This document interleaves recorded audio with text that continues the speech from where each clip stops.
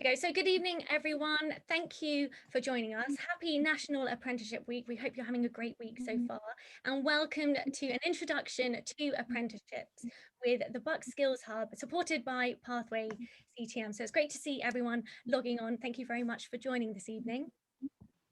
Before we get started, I just want to share with you how you guys can communicate via Zoom this evening and what functions to use and when. So we have our chat box, which people are already saying hello, which is always great to see. So please do use that for any comments throughout the session. However, for all your questions, please do direct them into the Q&A box. So along the bottom of your panel, you'll see a Q&A box there. So please do put all questions in there. You can raise your hand if you did want to speak with us directly, and we can unmute you. So do raise your hand if you are feeling confident to do that. So who are we? So I'm Catherine from Pathway CTM, and we're supporting the Buck Skills Hub with this exciting event this evening. So I sit on the education team at Pathway CTM. So I liaise with the schools and colleges that we work with, ensuring that teachers, parents, and of course you guys, students, are aware of all the great opportunities when it comes to what you want to do after you leave school. And I'm joined this evening by my colleague, Chris. Good evening, Chris. Yes, hi everyone, my name's Chris. I'm the founder and CEO of Pathway CTM, and happy National Apprenticeship Week, as said by Catherine there. It's great to see year 7s, 8s and 9s, as well as parents on the session today. Working with Bucks and the Bucks Skill Show is an exciting thing for us, but I think the most exciting thing about today is that I get to ask some apprentices and some ex-apprentices about their journeys and why they did it and what route they took and why, I suppose, and getting into the detail. And you guys get to ask good questions as well today. So any question is a good question, I must say, actually correct myself, and look forward to having this session today. Great, thanks, Chris. I'm now going to hand you over to Julia from the Skills Hub. Thank you, Catherine and Chris. Welcome everybody to this Introduction to Apprenticeships event. My name is Julia Bond and I'm an Enterprise Coordinator for the Bucks Skills Hub. In my normal day job, I support a selection of schools in Bucks with their careers learning provision to their students. I work with industry and places of post-16 and post-18 education, such as colleges and universities, to build links with schools to ensure that students know as much as possible about the next steps which are available to them. However, I picked up this task of organising the county-wide event that we're in now because I'm passionate about vocational learning, having once been an engineering apprentice myself. Even though I have an engineering degree, whenever I have applied for a job, the part of my CV that got me noticed was my apprenticeship. Employers understand the value of it. So this evening, we have a treat in store for you. Firstly, Brittany from Adviza is going to explain all about apprenticeships, where to look for more information and how to apply. Then we have a panel of apprentices to explain their own particular story and answer any questions you may have. The apprentices are from a range of industry sectors and are studying a variety of types of qualification, both in terms of the content that they're studying and the level that they are achieving. Their collective message is compelling. Throughout the event, we will be in the capable hands of Chris and the Pathway CTM support crew.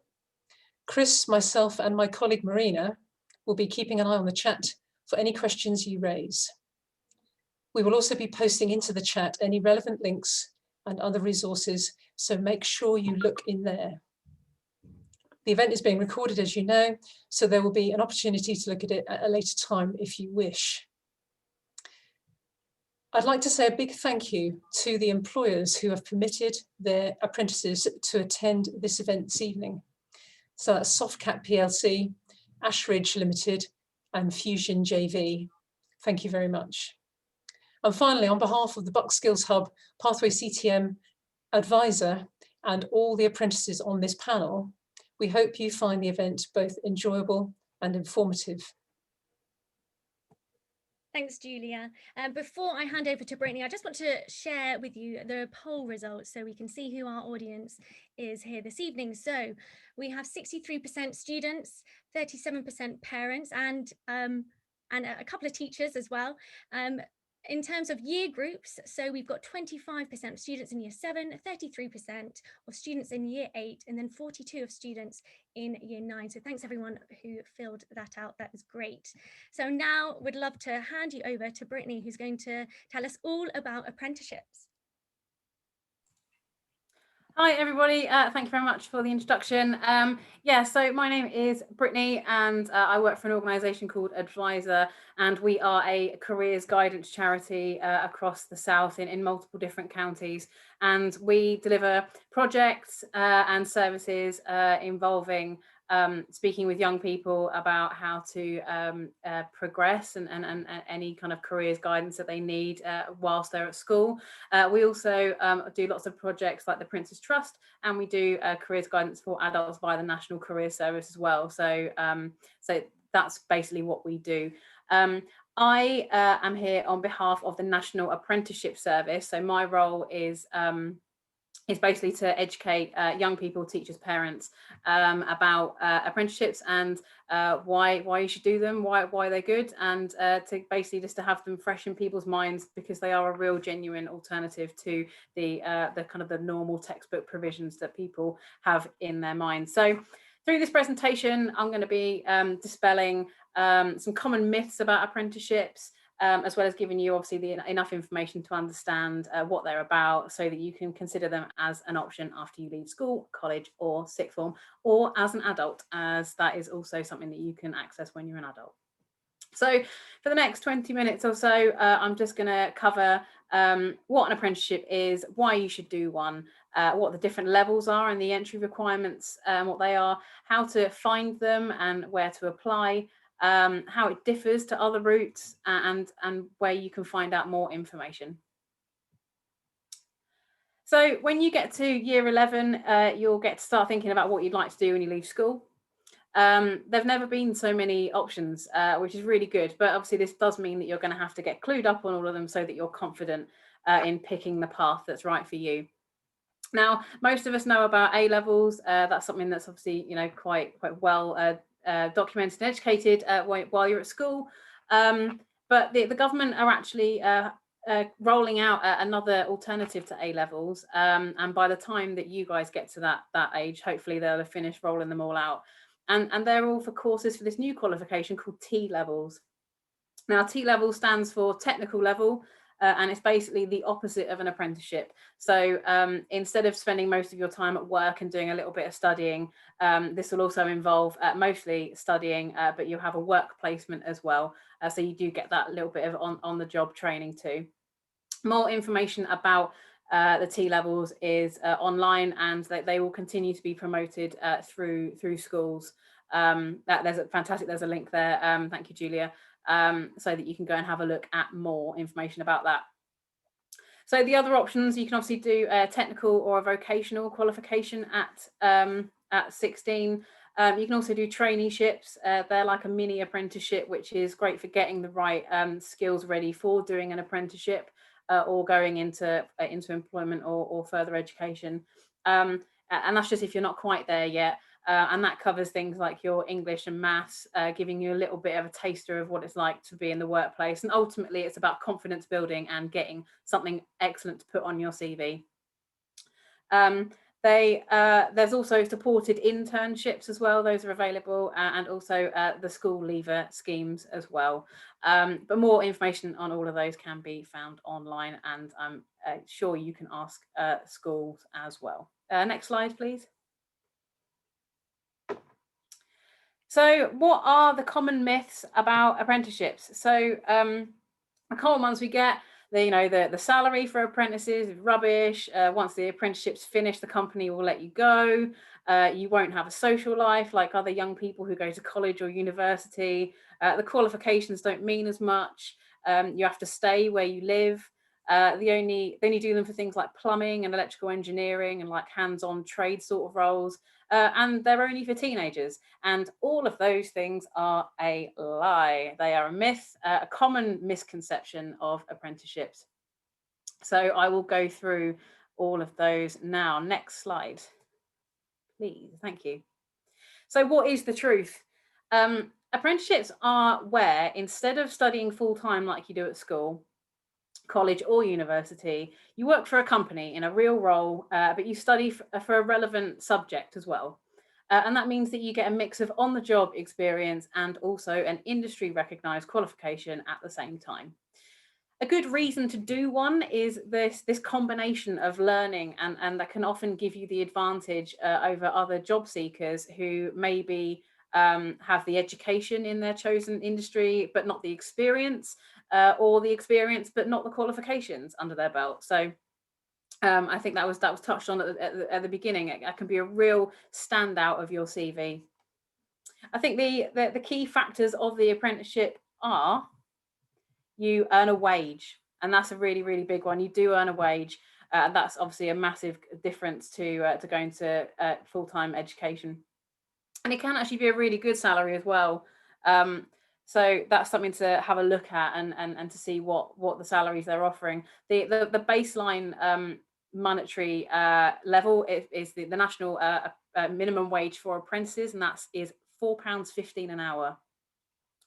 You work for at least 30 hours a week, and that will include paid time to complete the studies. So the average working day is around 37, 38 hours for somebody in a full-time job.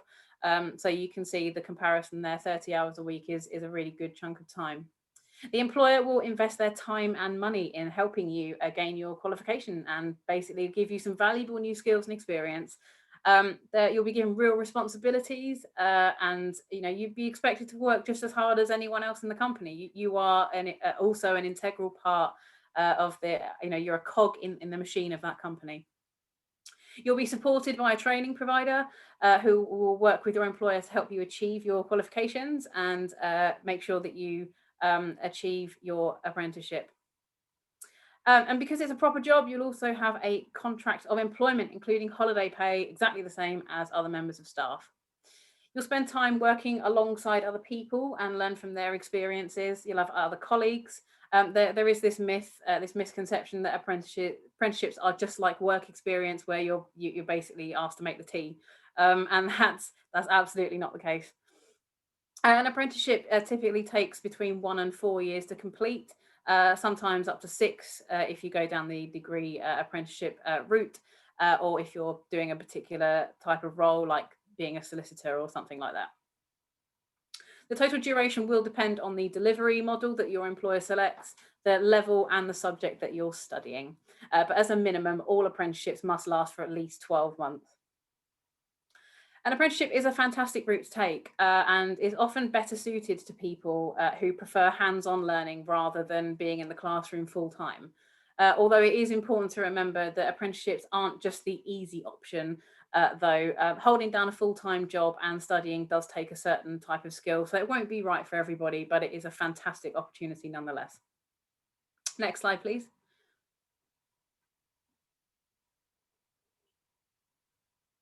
Thank you. Hopefully all of those will load. So when we talk about apprenticeships, people often start to think of plumbing, electrical engineering, the other kind of hands-on trade, construction type of roles, and some of there are some fantastic and brilliant apprenticeships in those areas. That is often a fantastic way of getting into those exact kind of roles because of the nature of it being on the job and hands-on. But there are also many brilliant apprenticeships in these areas, but hundreds of other ones in lots of other and exciting areas. Things like IT, STEM, so the science, technology, engineering and maths field. Those things are all up and coming. You've got things like cybersecurity, you've got digital and creative design. Legal services. There's lots of things on that slide, but that's literally just a taster. There's absolutely hundreds of different opportunities, so it's really, really good to get out there and have a look. You never know, if you keep an eye on your industry that you're interested in, things will hopefully pop up, and it will constantly be expanding over time as well. Next slide, please. Thank you. So here we can see just again a taster of the actual employers that offer apprenticeships. These are kind of your household names.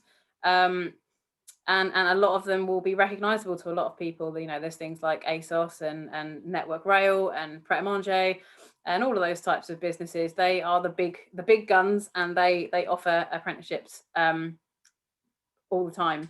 But like I said, this is constantly growing, so this is not exhaustive by any means. Around half of all apprenticeships will be with these big companies, the ones that you recognize, these household names, but around, you know, the other half of them will be of these tiny little local businesses that you've maybe not heard of before.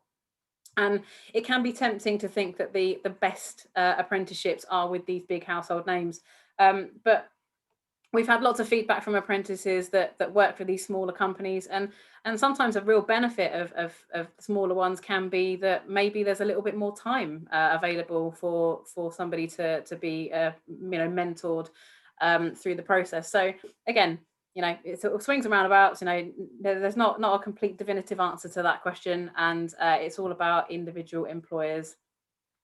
Next slide, please. So there are 4 apprenticeship levels: intermediate, advanced, and higher in degree. If you want to, you can now start an apprenticeship all the way from level 2 all the way up to a degree. Level 2 is around a GCSE level, so that's a really good entry level to get in on when you're 16. Level 3 is an A-level equivalent. So again, if you're, you know, looking for something a little bit higher, then that's the level that you want to go for. Levels 4, 5, 6, and 7 are equivalent to a foundation degree and above, and a degree apprenticeship contains a level 6 or 7 bachelor's or master's degree. So it does go all the way up to the top. The level of apprenticeships that you start at will depend on the kind of opportunity that you're applying for. So don't be put off by that. And sometimes you do have to start at the bottom and work your way up in exactly the same capacity as you would if you were getting into the workplace. So the entry requirements all differ depending on the level or the opportunity. All apprenticeship adverts will include desired skills. So those are things that the employer is looking for. Personality qualities that you have, so such as being a team player or having good communication skills, and desired qualifications that you have. So that they might expect you to have GCSEs or A levels depending on the apprenticeship opportunity. But there are some low-level level 2 apprenticeships that don't have any academic requirements at all, other than you know, basic English and maths. All apprenticeships, though, and college courses and university places and proper jobs do have that basic requirement of English and maths. So I think that's really, really important when you're in those lessons, just to keep that in mind, that those are going to be the important ones. Next slide, please.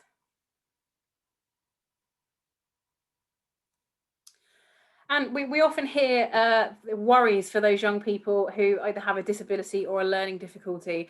And to tackle this and to provide more opportunities, inclusive apprenticeships and disability confident recognition has been introduced for companies. The entry requirements for inclusive apprenticeships can include having a current or historic education, health and care plan, a learning disability assessment or a statement of educational needs, and also being able to undertake a minimum of 15 hours per week. An example training provider for local, for inclusive apprenticeships is Dynamic Training. They're based in London and they offer opportunities in health and social care and business.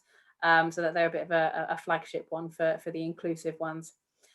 Employers are also being given incentives to take on more people with disabilities or health conditions. So more and more employers are displaying the disability confident logo, which you can see at the bottom of that slide, on their apprenticeship adverts. So keep an eye out for those, and that those will be displayed in the listing of the opportunity. So it's right at the front. So you don't even have to click on it to find out. And you can also select disability confident as one of the search tools on the Find an Apprenticeship website. So that makes that searching for that kind of opportunity a little bit easier. An employer does have to earn that badge. It's not something kind of given out willy-nilly. They have to prove it, and they have to, there are different tiers of it as well. So so that's a good confidence to know that they mean what they're talking about. Next slide, please.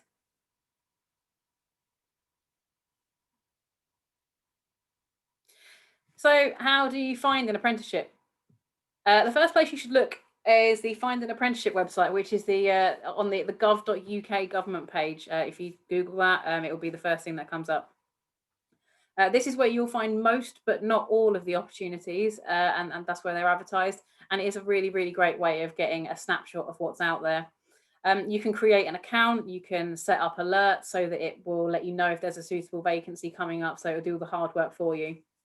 At the moment, due to the ongoing coronavirus pandemic, understandably, there are fewer vacancies at the moment, but that will continue to increase as we get out the other end of this. And obviously that they're looking to look after the staff they've currently got. Vacancy Snapshot is also a really great place to look. That's on the Amazing Apprenticeships website, and you can flick through online interactive profiles for some of the UK's top apprentice employers. Social media is also a fantastic place to look as well. That's where a lot of employers are keeping people up to date with what they're doing. And also friends and family are, tried and trusted way of getting apprenticeships, jobs, anything. So tell everybody that you know when you're looking for an apprenticeship or a job, because you never know what might come out of it. Next slide, please. So how is it different? Applying for an apprenticeship is different to studying at college or university, because it's done through an individual employer rather than an education provider. So through UCAS, you make your 5 university course choices, and then you create something called a personal statement where you basically tell them why you want to do it. You'll then receive either a conditional offer, which is based on your exam results, or an unconditional offer where your place is already guaranteed regardless of your grades. And then for each of your selections, and then once your exam results come in the summer, you'll then be able to compare them to what the universities have asked for, and this will determine which universities you can actually go to. And that's all done in your last year of 6th form or college, and is completed before term starts at university in October that year.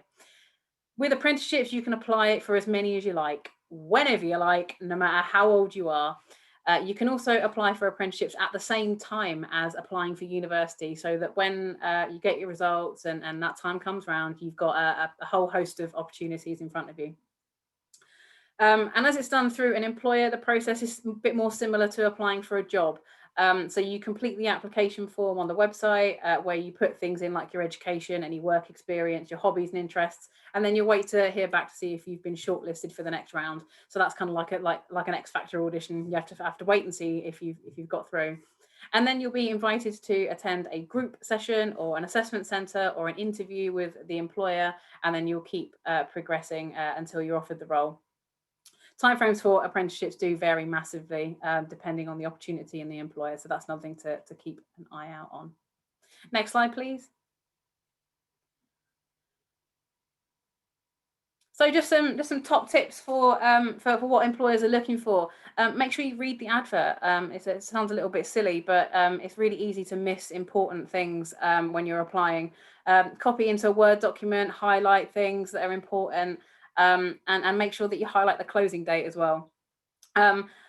With apprenticeships, though, if there are enough responses or they're overwhelmed with responses, that they may close the advert early. So if you do see an opportunity, grab it and apply straight away. Think about some different scenarios where you've used some skills and stuff so that you've got them ready to add. And to think about things that you can do that make you stand out to other people. So it's very, very similar sort of process to applying for a job. Next slide, please. So just to contact us, obviously we know it's been a really tough year for everybody, but just so that you know, there are lots of places where you can contact us for any more support. They're via the Fire It Up handles there, the National Apprenticeship Service. Next slide, please. And the Amazing Apprenticeships website. I think the link has been cut off at the bottom of that slide there that I can see anyway, but I think somebody's put the Amazing Apprenticeships website into the chat, and if you Google it, it'll be the first thing that comes up. They have everything you could possibly need to know about apprenticeships, T-levels and traineeships on there, so that is definitely an amazing resource for you to go and check out. So yeah, that's it from me. I will pass you back to Catherine. Thank you. That's really great. Thanks, Brittany, and great overview of an introduction into apprenticeships. We've just got a few questions which I just want to ask you, and if you are asking the same question, which is great, and thanks guys for asking questions, because this is the time and place to do it. So Brittany, in terms of age requirements, is there an age requirement with apprenticeship? Yeah, they start at 16, and then it's all the way through into adults. So the low bar is 16, and then it's up to you whenever you want to jump in on one. That's great, thanks. And in terms of how long apprenticeships last, do they vary? What is the length of an apprenticeship? What might that look like? So the minimum length of an apprenticeship is a year, so 12 months, and that could be maybe for a level 2. When you get to degree level, they can be up to 3 or 4 years, just like a normal degree, and then sometimes they can go all the way up to 6 years. Again, if you're going up to that higher level degree or master's level. That's great. Thanks, Brittany. I don't know, Julia and Marina, if there are any questions from your side, then please do let us know. And as Brittany has said, we have the Bucks team have been putting in the links there, and of course we will follow up after this event for you guys. But I'm keen to move on to our apprentices, former and current apprentices. So I'm now going to hand over to Chris, ready for our Q&A panel. Yeah, absolutely. Thanks, Catherine. So really great introduction there to apprenticeship. So now let's hear it from those that we have on the session. So I want to come to Amy and Ty first from Softcat. And guys, just the structure, just to set us off with, let's go with what company you're from, what that company does, and what you do within that company. So over to Ty to kick us off, please. Perfect, no worries. So yeah, as you touched on there, both me and Amy work for Softcat PLC, which I appreciate most people probably haven't heard of, and to be quite frankly honest, I'd never heard of them either. And yeah, what we do is we've just completed our level 3 IT technical sales apprenticeship. So that lasted 12 months. We've both graduated from that program, and we're now in a graduate position, which sort of is equivalent to, you know, what people that come out of university would be in at this stage. Amazing. And Ty, did you join at 16 or 18, I wonder? So I had just turned 19. Oh, 19, there you go, beat me to it. Okay, so but you finished, was it straight after year 13 or what was your journey like there? Yeah, so obviously finished secondary school, went to sixth form for 2 years. And then once I finished sixth form, I had sort of an extended summer break, I guess you'd call it. And then in the September, I started my apprenticeship. Yeah, okay, that makes sense. And Amy, what about your story? It'd be great to hear from you. Also from Softcat, and it's the same role, is it, Amy? Evening, everyone. So yeah, exactly same position as Ty, same qualification and same sort of time period. But I guess I've had a slightly different background to Ty. So basically, I originally wanted to go to university, and the sort of main driver behind this was, in all honesty, the fact that I didn't know what I wanted to do, and I just saw university as the sort of easy route in terms of, like, I didn't really have to think about it. You know, all my friends were going, and I just thought, I don't know what I want to do, so let's just do that as well. And it's quite funny actually, because a lot of people at that time were thinking the same sort of thing. So yeah, I basically done sixth form for a year, and then actually stopped and thought, what is the long-term sort of goal here? What am I actually trying to achieve out of this? And then realised that actually university wasn't the right option for me. So then yeah, started to look for apprenticeship opportunities. So I've actually done 2 apprenticeships. So the first one was at O2, so also known as Telefonica. That was a level 3 business admin qualification. Again, that was 12 months long. That job was in the background processes of sales. So from there, I knew that I actually wanted to be frontline sales, dealing with customers. So there wasn't an opportunity at O2 to go into that role. So then again, looked for other opportunities, and then yeah, Softcat came up, and I thought I'd run with it. And yeah, here I am a year and a half later. Amazing, Amy. So you went to O2 straight from school. Was it O2 then into Softcat? Exactly that, yeah. So 1 year at sixth form, straight to O2 for an apprenticeship, and then to Softcat for another apprenticeship.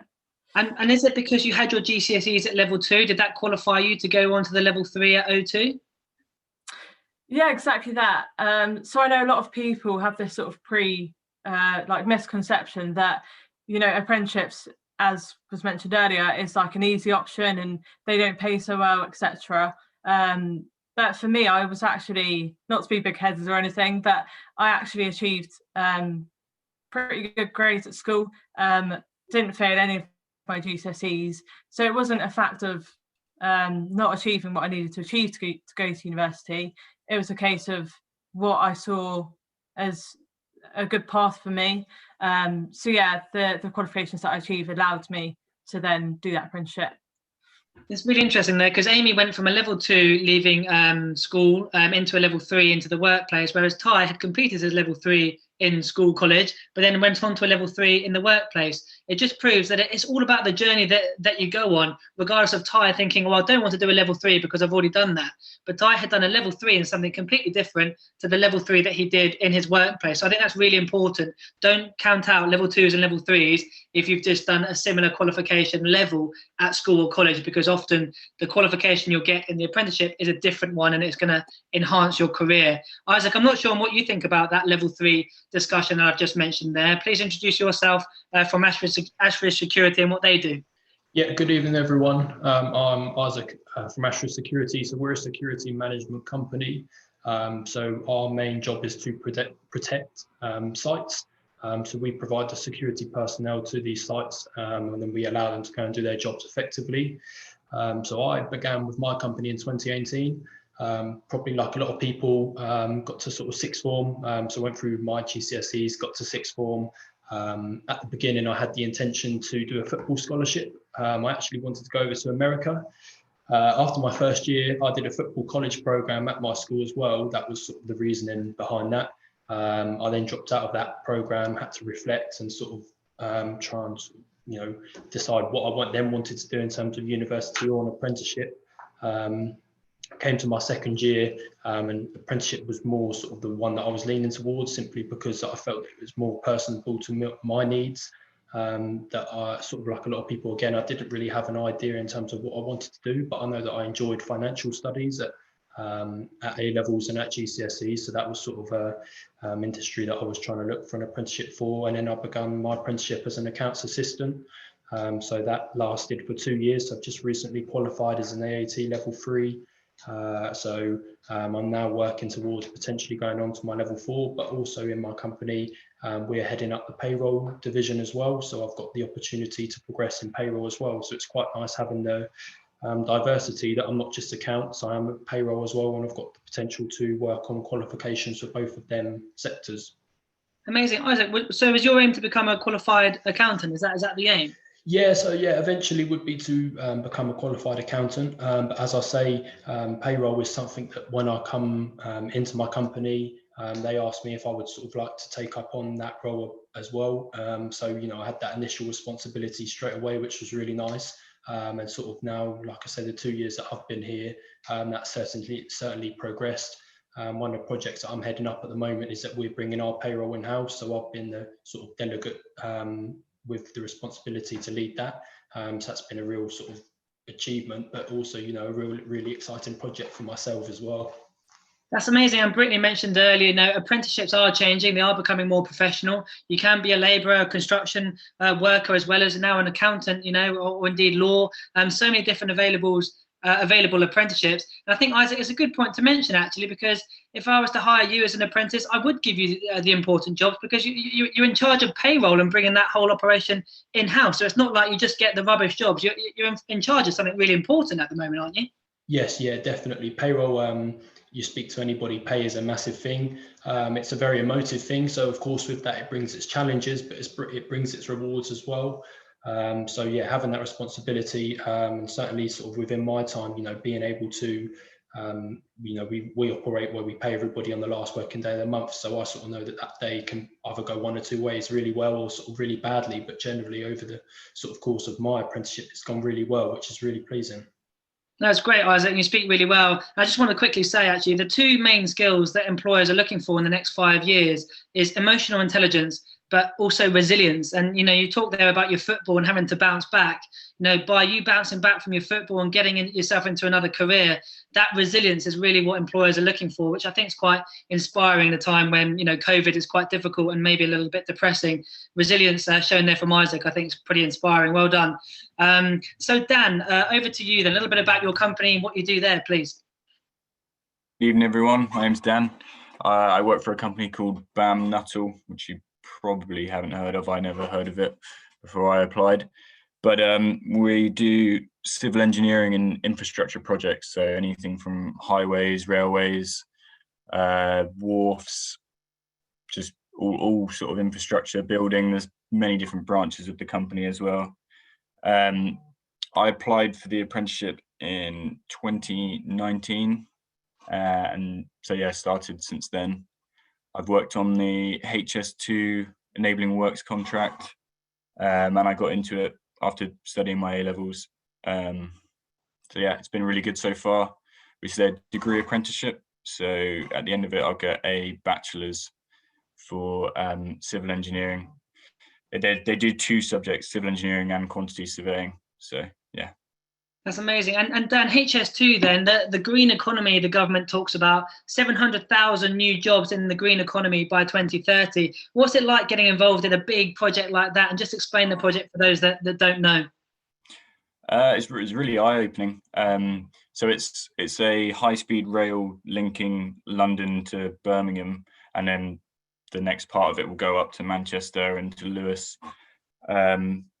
But yeah, it was really, really interesting from an engineering perspective. I got to do a lot of things which you wouldn't really think would come into engineering. So I did a lot of ecology work. So we worked with badgers and bats.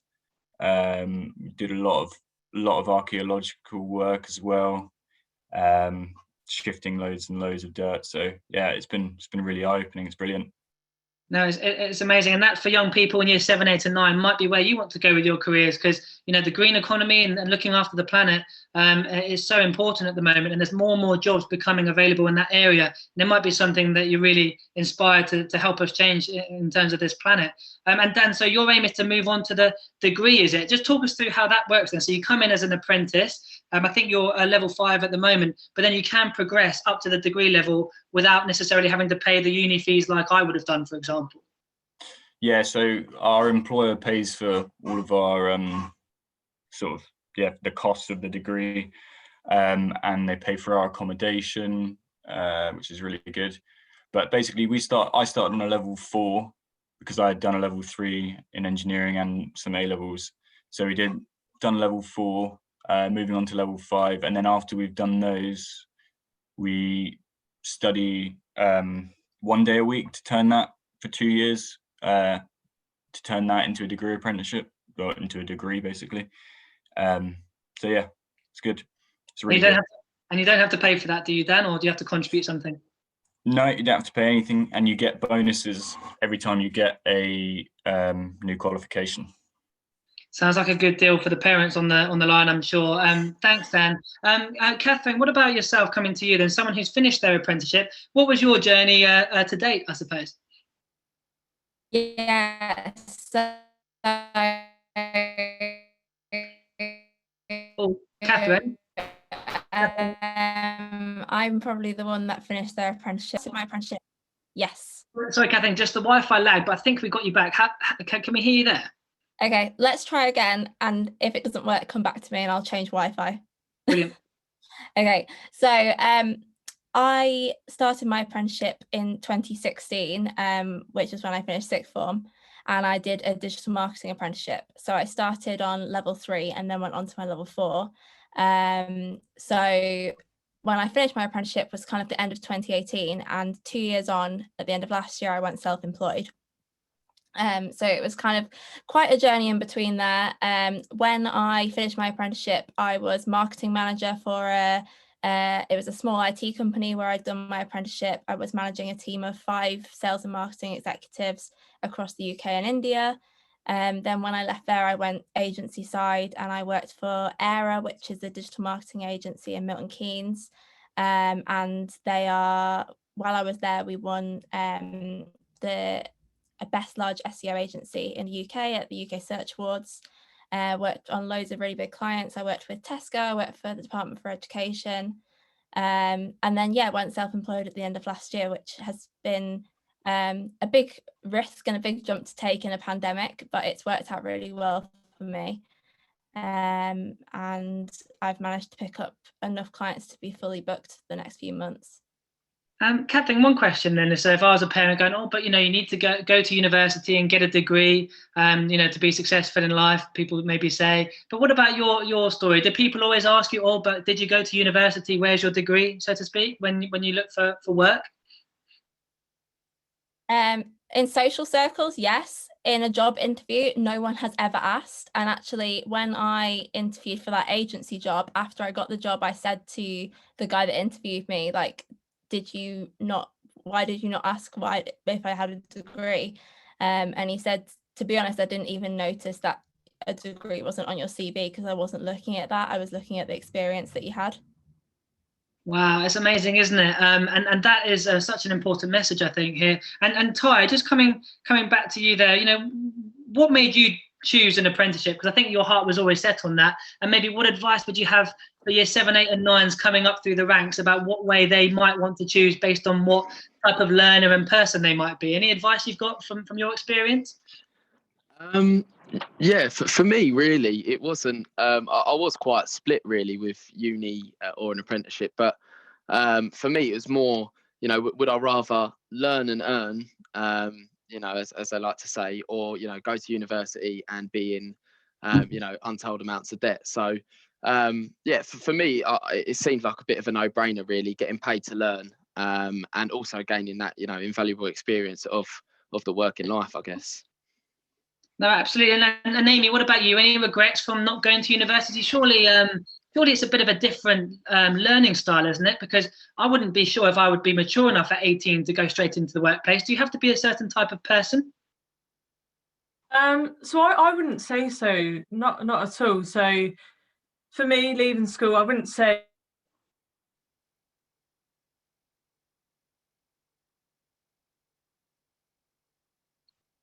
Is that just double checking? I think I've just frozen there. Okay, it's not my Wi-Fi. I thought it might have been mine. Kathleen, have you got any questions that you wanted to, or should I continue? Yeah, no, I do have a question, actually. This one is for Isaac. It's just clearing up what exactly payroll is. So top line overview, Isaac, if you just clear that for us, that would be great. Thank you. Yeah, absolutely. So payroll is effectively is sort of the task of where we pay everybody. So for security officers, that would be we enter their pay into a system. That system will then calculate their tax, NI, etc., and then give them their final take-home figure. So you sort of have two terms. I don't want to go too much into the jargon because it does get confusing, but you have your gross amount, which is the amount that they get paid before tax, and then you have your net amount, and that's the amount that is after tax and NI, etc. So it's just effectively the protocol of paying everybody. That's great. Thanks for clarifying. And Isaac, actually, another one for you. At what age did you start your apprenticeship? Yeah, so I started my apprenticeship at 18. So I joined at 18. So it was quite young, but sort of bringing in the point about do you need to be a certain type of person. I think that certain attributes definitely enhance. If you can sort of apply for an apprenticeship, certainly socially. Someone always said to me that your CV is effectively making sure you've got the qualifications to your job, but it's actually the interview that actually checks if you can fit into the team, whether that company believe that they can work with you. So I'd just say to anybody, go in and imprint your personality upon the interview, and if it doesn't work out, don't be too disheartened, because where one job doesn't work out, another might fall into place. That's great. Fantastic. Thanks. And Kathleen, we'll come to the quick fire Q&A shortly. So guys, do keep your questions coming in, because we've got 35 we've got to get through, so we better get to those soon. And I think just the last topic I want to go through all my panelists with is cast your minds back to year 7, if you can. Year 7, 8 and 9, what were you doing then? And what advice would you have for those students who are, by the way, on at 6:45 in the evening, pretty proactive, so obviously going pretty good places with their lives? What advice would you have for them? And just to set the scene, 86% of employers don't actually mind what you study. It's about how you study it and the passion and doing well in that. Obviously, there's some roles like medicine where you have to study certain sciences, but sometimes it's not all about the what you study that's so important, more about your journey and where you want to go in your life. I just wonder if grades and picking your GCSE subjects was really important for your careers, or maybe it was more about your work experiences. Any type of experience that you can remember, guys, and any advice that you can share. Dan, starting with you, if that's okay. Yeah, sure. In all honesty, I'd probably say try and find something that you think would be interesting and something that you'd actually look forward to working in. When I was studying, I mean, I was always interested in maths and engineering and understanding things. So it's just really what I wanted to do, to be honest. But I think that's probably the best bit of advice, is just to sort of understand what you would want to do. And then there's so many different options. You may think that like you've only got one branch of work in engineering, but in engineering there's hundreds and thousands of different branches within engineering itself. So you may think that what you're doing, you're going to be constraining yourself, but really you'll just be opening so many more doors. So yeah. Thanks, Dan. I just wondered with the maths, so you enjoy maths, you enjoyed that at school, and now you're an engineer, which is using maths. Is it all about trying to link the subjects and what you find your passion and what you enjoy, trying to link that into a career? How did you manage to do that? That's a tricky question, actually. I'd say it's sort of applying it to like the real world. So I always enjoyed mechanics and things like that, where you had to think of it sort of physically and as it was going and as you were doing it.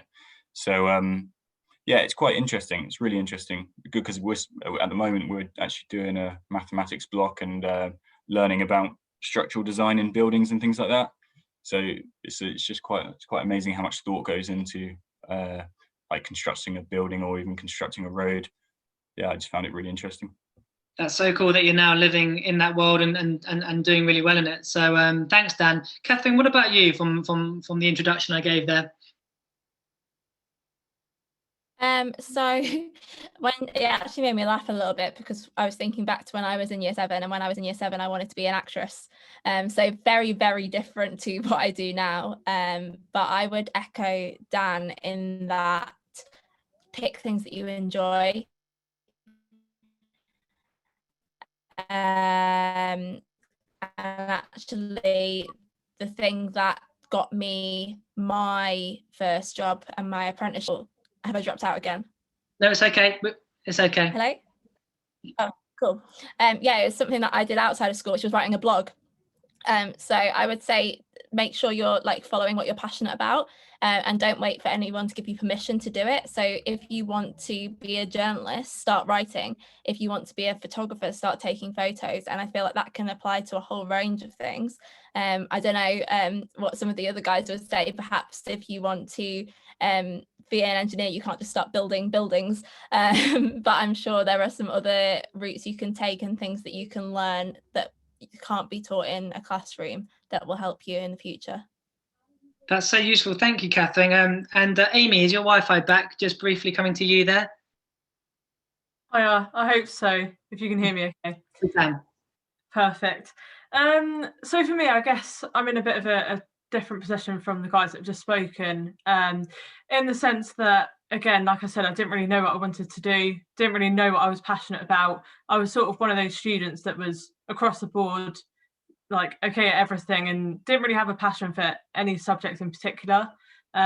So for me, I guess my piece of advice is just to trust the process. So I remember thinking back to like year 8, year 9, being quite worried, thinking, you know, people know what they want to do, people know they want to go to university, what am I doing?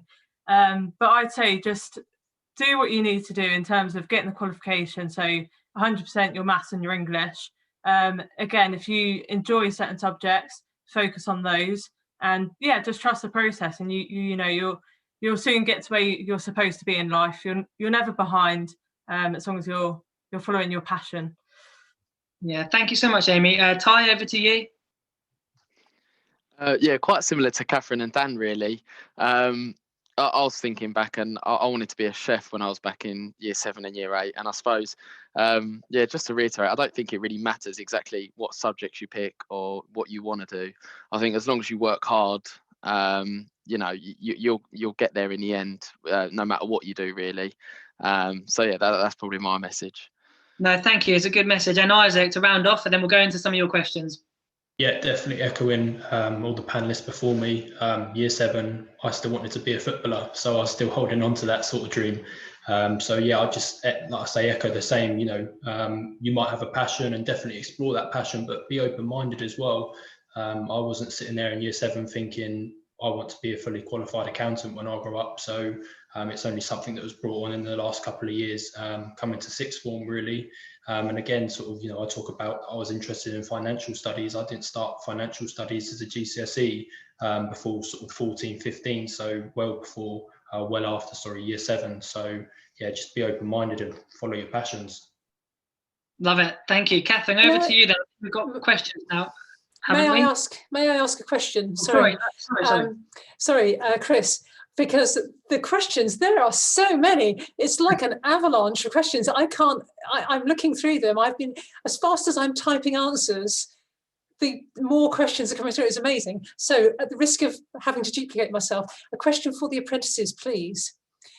What's the highest wage you can get from an apprenticeship? I was about to say it varies massively depending on the employer. And I know that I know that Brittany earlier said that you will certainly get the minimum wage. Could I ask the apprentices, what, without giving too much away, are you satisfied with your rate of pay? And would you say that you're paid more than the minimum wage, particularly, for instance, in your first year when you first started? How does the pay stack up? Sorry. Sure. It's not the national minimum wage, it's the national minimum wage for apprentices. Sorry, so that's £4.50 an hour. Sorry, I just want to make sure that yeah, okay. Sorry. No worries. You. Yeah, so Amy, do you want to answer that one? What would you say? You don't have to say what you're on, but how do you feel about the remuneration for your apprenticeship?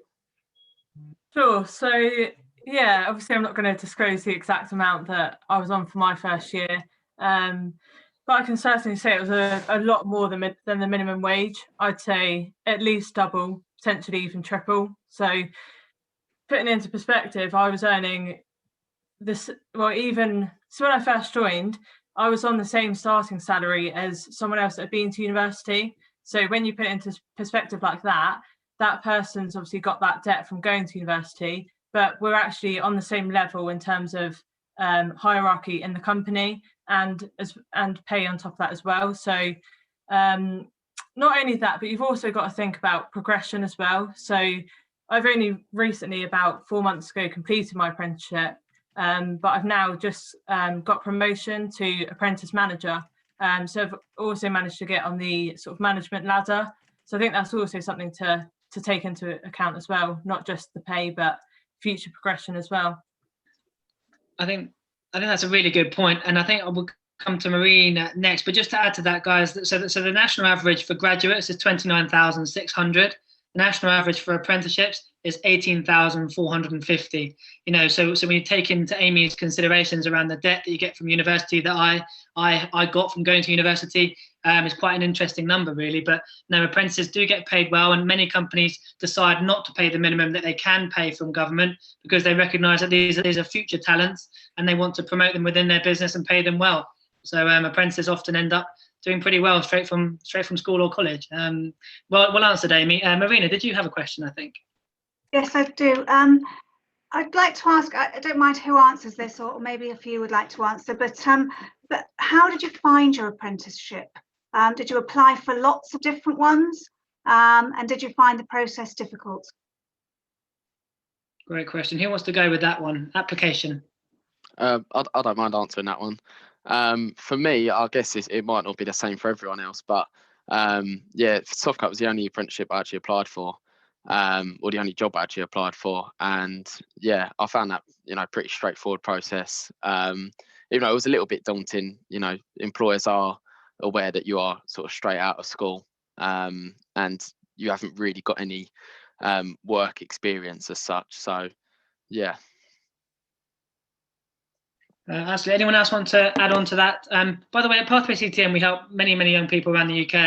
I often find a young person who wants an apprenticeship and maybe not as talented as Ty, who just got one and got it straight away. But they sometimes apply for about 5 or 6. Any more than that, maybe if you're in year 11 or 13, you might be a bit distracted from your exams, because obviously often you end up applying in your last year of sort of school or college. So 5 or 6 is what I learned from my companies. I wonder if that's similar for anyone else, or were you all just one-hit wonders and you know it? Yeah, I applied for, I think, 3 or 4, but they're all very similar application processes. They're normally just sort of questions about yourself, questions about what you've done and how you can transfer those skills to the job, basically. I'd also applied for university as well, so doing a personal statement kind of helps as well, because you sort of list your skills and list what you're good at. You sort of get to know what you're good at, and then you can transfer that straight into the application process. So I didn't find it too difficult. No. That's a good point, actually, Dan, because one thing to know, you can apply for university and apprenticeships. It's not one or the other. And what I'm seeing a lot in the market, when you guys are ready to potentially apply, they'll apply for a university and they'll also apply for apprenticeships, and then they'll make the decision about which one's right for them. So it's quite good to have, lots of options available. Definitely would be my advice from my experience. Does that answer your question okay, Marina? Brilliant. Catherine. Sorry, I know you want to come to Catherine, but I just want to ask one more. I'm sorry to butt in, Catherine, because I'm a bit worried, we're going to get to 7 o'clock and we might lose some people. I've got a really, I think, quite important question for these apprentices. How did your parents react to you choosing to do an apprenticeship over, for instance, going to university? Because I think it's quite a biggie for parents to have a think about what it's like for their child to elect not perhaps to go to university and decide to do an apprenticeship instead. So I wonder how your folks reacted when you decided what you decided. So Daniel, what was your answer to that one? In a word, overjoyed. Yeah, they were quite happy, because obviously instead of going to university and having to sort of sponge off them, it meant that I could be a bit more independent, sort of buy my own car, look after myself in my own way, maybe pay a little bit of rent here and there, but not much. But yeah, it's really good. Yeah, I think they were very happy with my decision. Did anyone else have the debate with their parents around it? Yeah, go on, Catherine.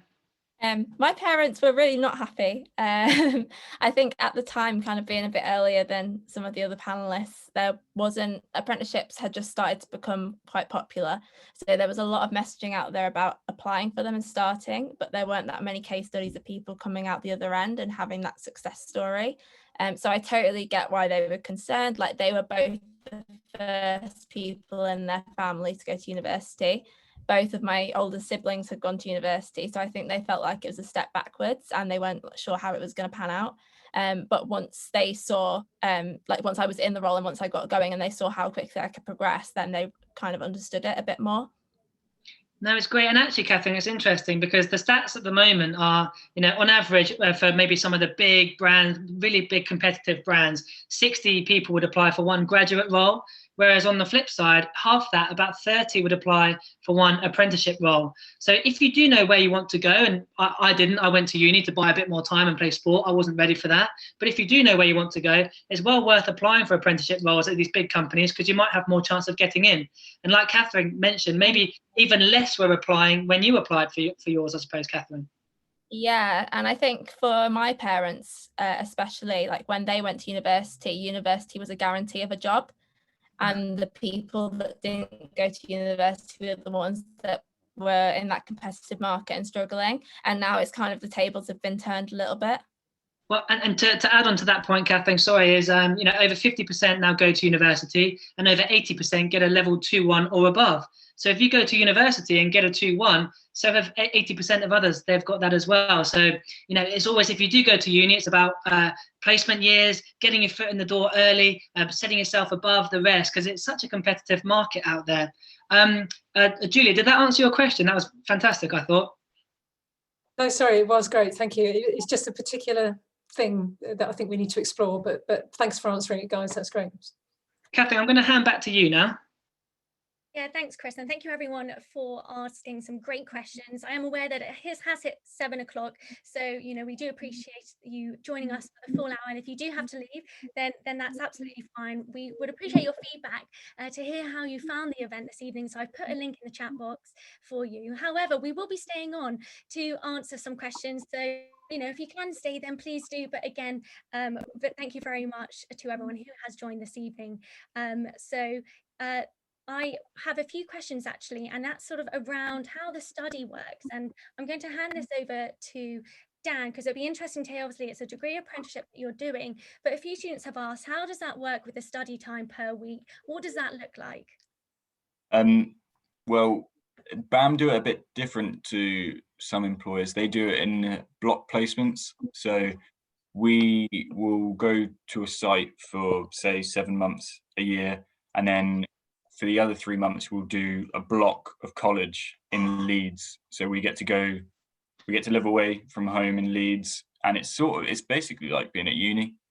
You get like 3 months of being in halls with other people, and yeah, just studying we study through the Leeds College of Building. So it can be quite sort of, let's say, like there's quite a lot to get it's cramming. It's basically like cramming a lot, but I think you can cope with it quite well. It's good. Yeah, it's good. You get a social life and you get to go out and things like that. So yeah, it's good. That's great. Thanks, Dan. And Brittany, I want to come to you to, we've had a few questions about students have asked, can I do an apprenticeship in fashion, music, farming, agriculture? Is that possible? And what advice would you give to students who perhaps want to go into those more niche sectors? So there was a question I saw that was specific to acting.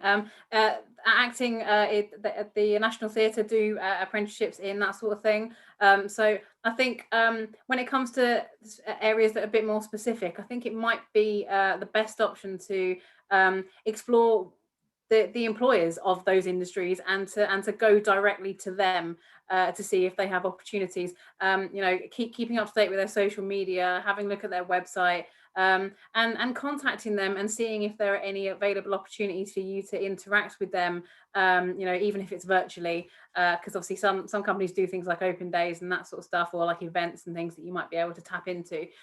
So if there is a kind of a niche sector that you're interested in, I think it's going to be obviously, yes, keep an eye on the normal apprenticeship advert routes, but also the job searching sites as well. They also have apprenticeship availability on there too, but it is going to be about pinpointing those businesses and those companies that you'd like to work for and see directly if they do apprenticeships. That's great. Thanks, Brittany. Great advice there for you students to take away. Marina, I'm going to come over to you because I see that you would like to ask a question, sorry.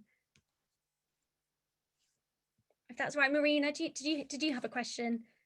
I'm trying to answer lots on the chat. Sure. There's so many coming through. I'm typing away madly. But I did have a question. Do you feel that you have missed out at all on the university experience? Great question. Who would like to answer that one?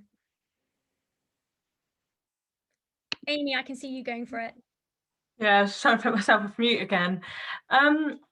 So from my point of view, what I was going to say earlier on was that I would have classed myself as an outgoing person leaving school. And I think initially I kind of regretted the decision of not going to uni purely on the fact of the sort of party life or the social life that you get from that. And I thought that it may be something that I wouldn't have doing an apprenticeship. but in actual fact, it's literally been the opposite. So at Softcat, we have like 50 other apprentices who are in our same age group. And we do, you know, social activities outside of work.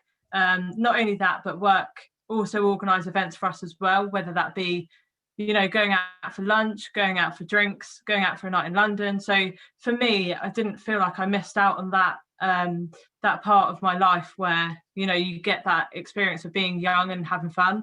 And I know that that is a big thing for a lot of people when they consider going to uni, is having that part of uni as well. As well, the independent side of things. So I know when you go to uni, a lot of the time you're able to move out of home and go into accommodation. For me, that was something that sort of I wanted to do and sort of compelled me to go into university. But through doing this apprenticeship, I've actually earned a good enough wage to move out of home as well. So again, I didn't feel like I missed out on that either, because the opportunity was still there. That's great. Thanks, Amy. Chris, I'll come to you for some questions. Yeah, just picked out there, you know, who awards degrees in apprenticeships. And so the important thing to remember here is that it's about, you've got to pick the employer, but also pick the qualification, because it's about, if you want to do an apprenticeship, it's about, okay, what is the qualification and who is providing that? Because it could be a training provider, and there's hundreds of those around the UK. It could even be a university. You know, I know some companies who have degree level apprentices where they send them to the University of Exeter 1 day a week. So there's so many ways of accessing these apprenticeships. So you've really just got to try and pick what you're passionate about and ask the questions around, what does my qualification look like? And even further still, and I want to pick up if anyone's got anything to add on to this, in terms of what learner you are, what type of learning style. So for example, I would struggle online learning. And some apprenticeships are, you know, sometimes online learning. Some of them are physical, where you turn up to the university or turn up to the college or training provider. You know, 1 in 3 people who have gone to university in the COVID year, this year, 1 in 3 are saying they're a little bit underwhelmed and not getting full value out of it, because they're not benefiting from the learning style, which is obviously remote. So I just wonder, has anyone got anything to comment on in terms of what type of person, you know, am I as a year 7, 8 and 9, moving on to year 11 and onwards? What type of person and learner am I? And maybe what does that reflect in terms of my decision making? Does anyone have anything to add? Just to add to that, Chris, I would just say, although there is a lot of theory based and, you know, you've got coursework and things like that, a lot of it will be related to your day-to-day job. So from that point of view, it's quite a bit of, you know, hands-on learning, I guess. And then when it comes to the coursework side of things, it makes it a lot easier. Yeah, exactly right. And I just wonder, actually, Ty, while I'm with you, you've finished your level 3 apprenticeship now. Does that mean that you have to apply for a job? Because obviously an apprenticeship sometimes is seen as differently to a job, some people think. Yeah, so at Softcat, I'm not sure other places, but at Softcat anyway, you have an interview process at the end of your apprenticeship to sort of go on to the graduate scheme. And I think they've got something like 95 or 97% retention rate in apprentices. So, you know, it's within their best interest to keep their apprentices on board. And I'm guessing that's probably, you know, quite similar in a lot of places. And do you know what? I think this is so interesting, because you're now going on to a graduate scheme without the debt. You know, you haven't had that debt from going to uni. You've already got a bit of savings in your pocket, which goes back to the point we heard here about getting on the property ladder and how it's so difficult, I think, for those recent graduates with all that debt coming out. But we won't get negative about it. But what I did want to say is that out of the apprenticeships, 25% of them are actually graduates going on to apprenticeship roles. So sometimes you might end up going to university and then coming onto an apprenticeship, because that's your entry route into the market. So I just think it's funny for people like Ty, etc., who's actually gone in on the level 3 and gone, no, I'm going to do it my way, and actually progressing up potentially, well, yeah, in a favourable way, I think, if that's right for your learning style. I just think it's a bit of a win. And out of that percentages, so 25% of apprenticeships come from university, 25% are current staff in the organisation. So it might be I'm a 40-year-old who wants to retrain and do a level 6, and 50% come from school or college. So I'm probably talking too much now, particularly at 7:10. Kathleen, back to you. Yeah, no, that's great. And thank you everyone for the questions. We are doing our best to get through them. I just wanted to, I saw a question and perhaps one of, you know, I'm going to open it up to the floor. It's year 7 has asked, can you do anything at this age which helps towards an apprenticeship, which I think is great that year 7 is already thinking about, you know, that next step and what they can be doing now. I don't know if anyone wants to jump in with some advice for that year 7. Yeah, sure. I think one of the key things would be getting a good work experience, or finding something which would be similar to the role that you would be wanting to fill, because work experience can be very, very good, and it also shows that you're sort of keen and you want to engage with employers to get experience. So yeah, I think that's probably one of the key aspects there. Yeah, I just wanted to jump in as well and sort of echo what Dan was saying. Yeah, definitely work experience, but also if you sort of identify the particular subject or passion that you sort of have, try and research and, you know, learn a bit more about it. This can be speaking to teachers, sort of going away and doing your own research online, and just get an early start, really, more than anything. It's there, like I say, especially if you have that passion. Also on that, if you're year 7 on a webinar at 7:10 in the evening, then I think you're going to do pretty well in your life. You know, you're obviously very driven and motivated. What is it? 91% of employers think attitude is one of the most important things when they sit behind an interview table. You know, it's about your attitude and turning up to things in your own time, which I think is really important. Catherine, I think we should set expectations, maybe 5 more minutes, just so people know how long we're going to last. Marina, does that sound okay to you, Julia? Yeah, Julia, have you got a question? I've just seen a question on the chat. It was, can I do an apprenticeship with the Army or Navy? Oh my goodness me, yes you can. The Army were the best apprenticeship employer for 2020. They have gazillions of them. So if you are remotely interested in joining the forces, yes. Thanks, Catherine. We've got a question around pay. And if apprentices get paid less, and my answer to that would be they're in training, so you wouldn't expect to be paying somebody the same as somebody who has been fully trained up. But the message from the apprentices tonight has been that it's a fair wage and you're getting your training paid for. So I think you can draw your own conclusions from that.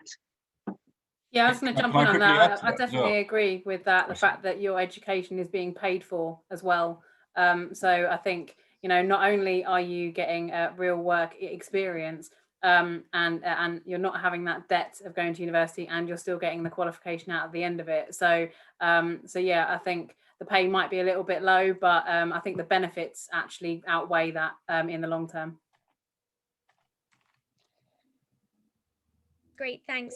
We'll pick out the last few questions before we finish off.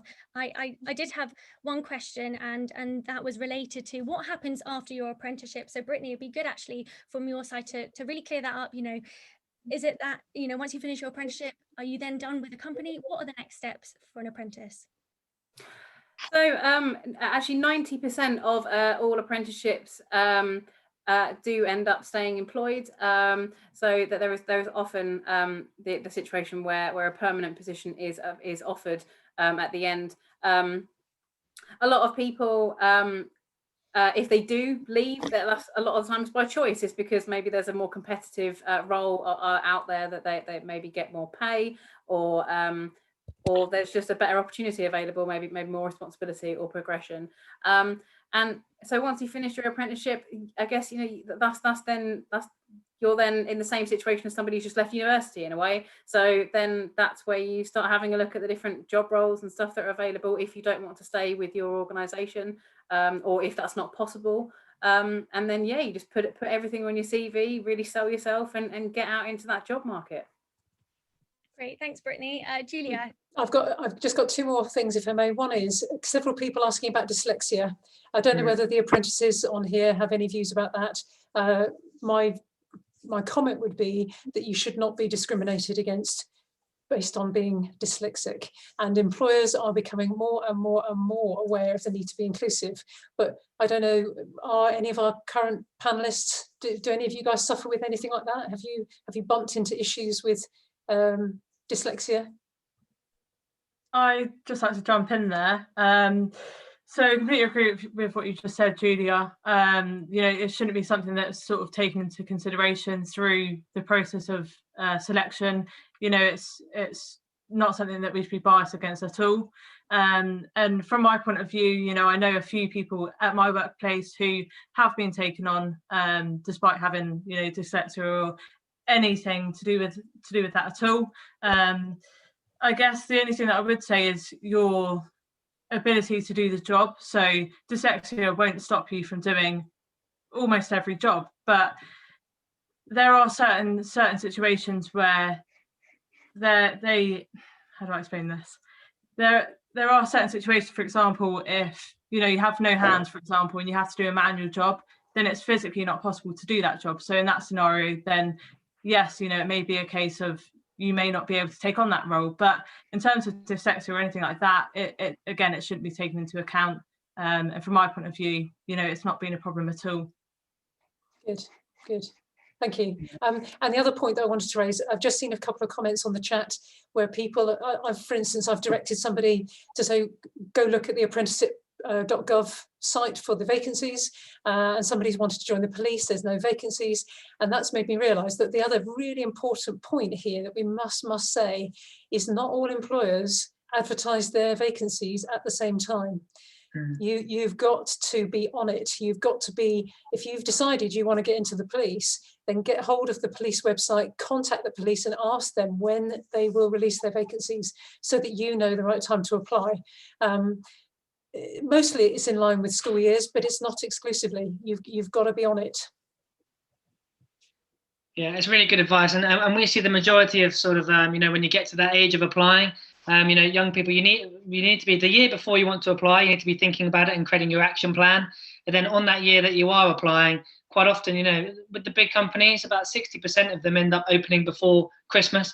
And some of the ones that have been going for a long time, like the really competitive ones, which you might be really interested in, some of them might close by January. You know, so if you only look up in January in your last year of school, you might have missed some of those that you really wanted to get involved in. And then it means you have to maybe take a gap year out or something else to buy your time to get involved the year after. And that also is for work experience schemes as well. I mean, a couple of our panelists, I think, Ty, you went to work experience, didn't you, at Softcat, and that probably helped you get in the door there, did it? Yeah, most definitely, especially with, you know, when we're talking about CVs, when they can, you know, see that you've done work experience there, and you're a familiar face, I guess, with the employees, it can only help with your application process and getting a job, I guess. Yeah, definitely.